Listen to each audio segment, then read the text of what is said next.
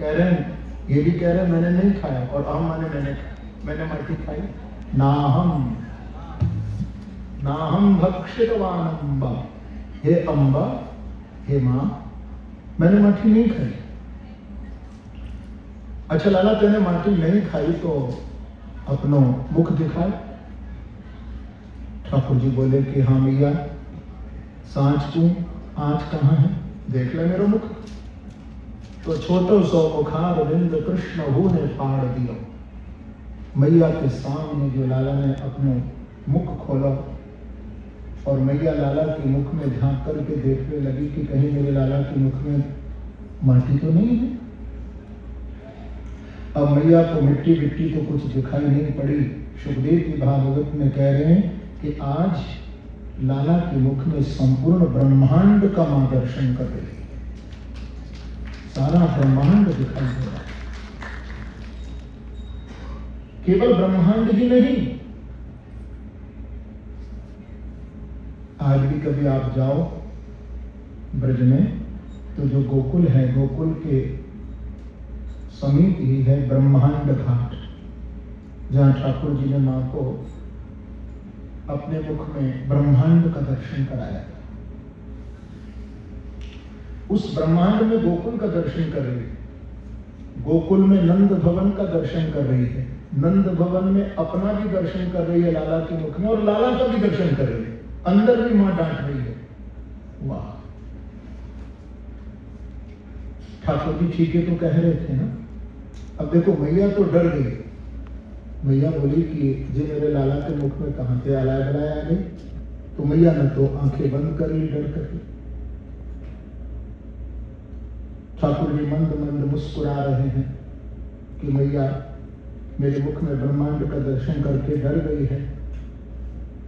अब जब ठाकुर जी मुस्कुराने लगी, हंसने लगे, तो भागवत में भगवान की हंसी को बताया है, मुस्कुराहट को बताया है माया। क्या बताया है? और ये 3 प्रकार की माया है। स्वमोहिका माया, स्वजन मोहिका माया और विमुख जन मोहिका माया। 3 प्रकार की माया से ठाकुर जी जीव को मोहित करते हैं। तो आज मैया पर भी ठाकुर जी ने अपनी माया फेर दी।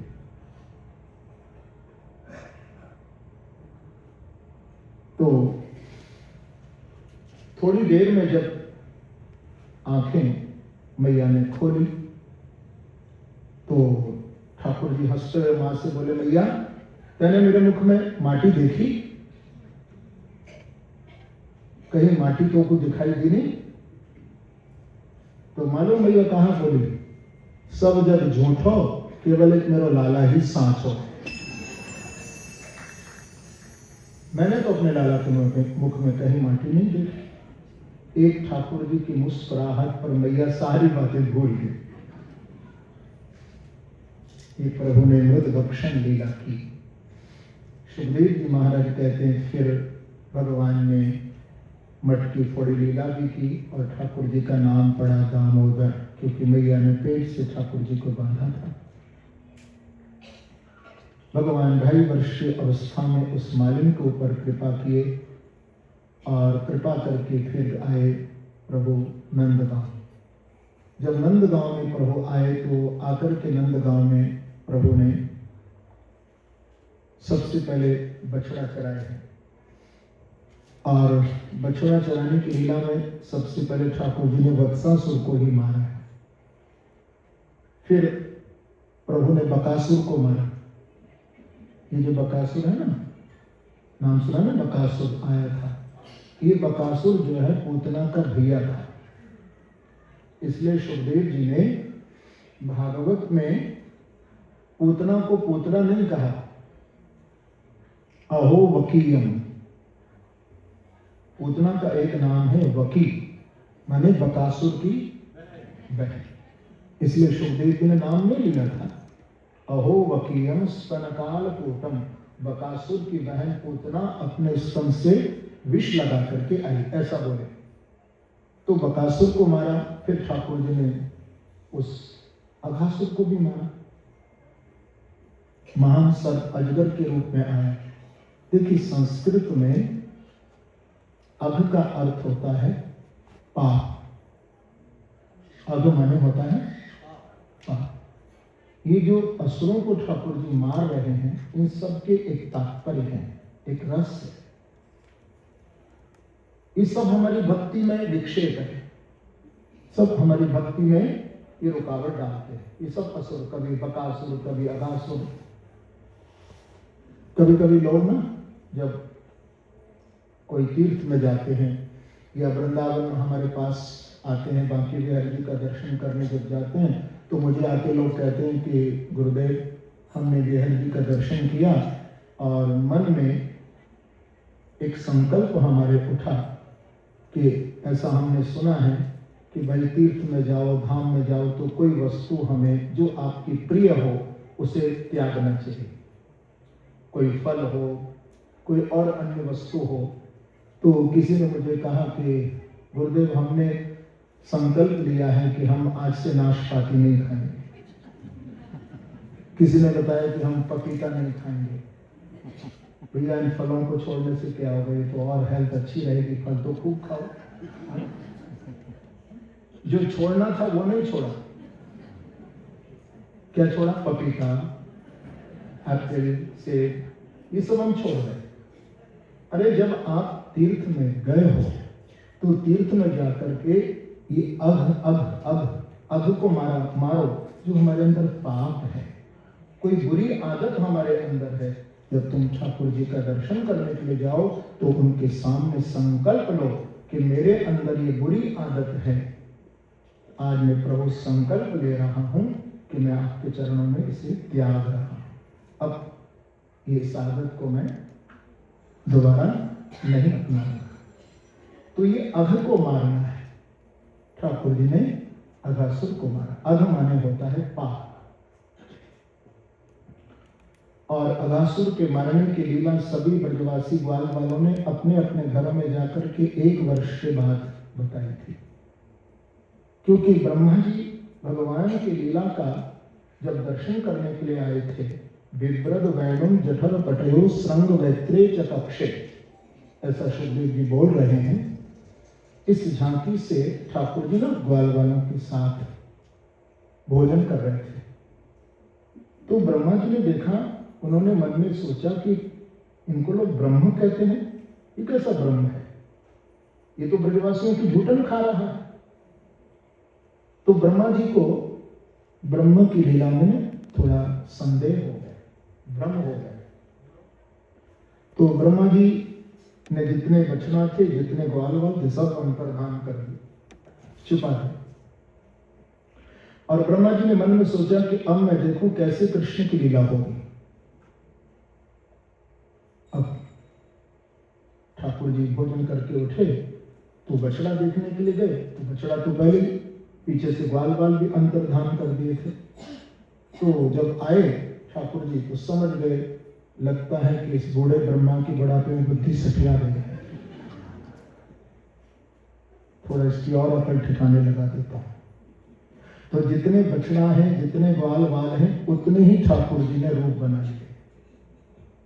बछड़ा भी कृष्ण बन गए, ग्वाल भी कृष्ण बन गए, और वैसे ही नाम, वैसे ही रूप, वैसे ही वस्त्र पहन करके ठाकुर जी के साथ वो बछड़ा चला है। ब्रह्मा जी को मोहित करने के लिए ब्रज के अंदर आपको हम बताएं कि ठाकुर जी ने नई सृष्टि बना दी, नया संसार बना दिया। कोई कर सकता है? नया संसार बना दिया। ब्रह्मा जी ने जब देखा तो ब्रह्मा जी ठाकुर जी की लीला को समझ गए थे, और आकर के ब्रह्मा जी ने 40 श्लोकों में भगवान की स्तुति भागवत में कही। नौमी पिते ब्रह्मपुसे तदिदंबराय कह करके ब्रह्मा जी ने ठाकुर जी को प्रणाम किया है।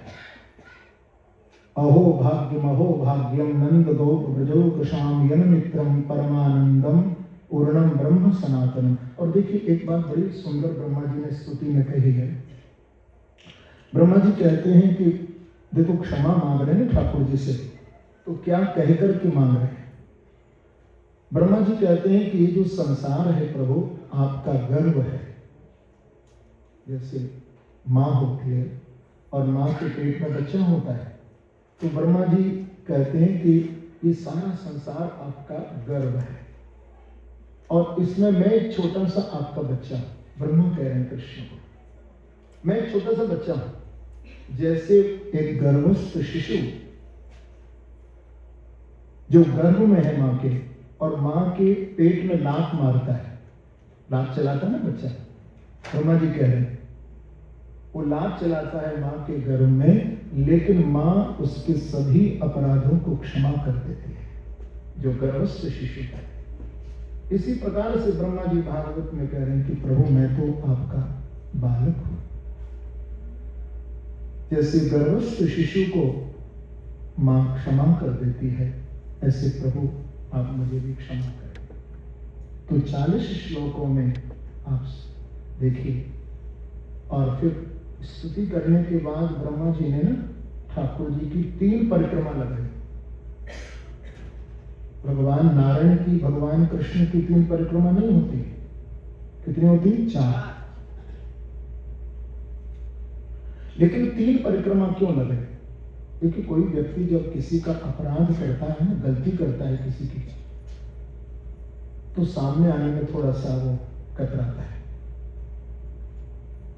थोड़ा सा आंखें चुराता है और जल्दी से वहां से निकलना चाहता है जो गलती करता है।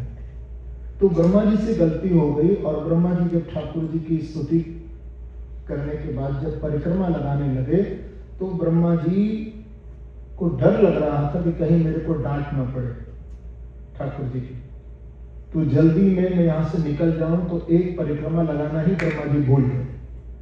देखो, क्योंकि गलती की थी ना, तो 3 परिक्रमा लगा करके ब्रह्मा जी वहां से चले गए।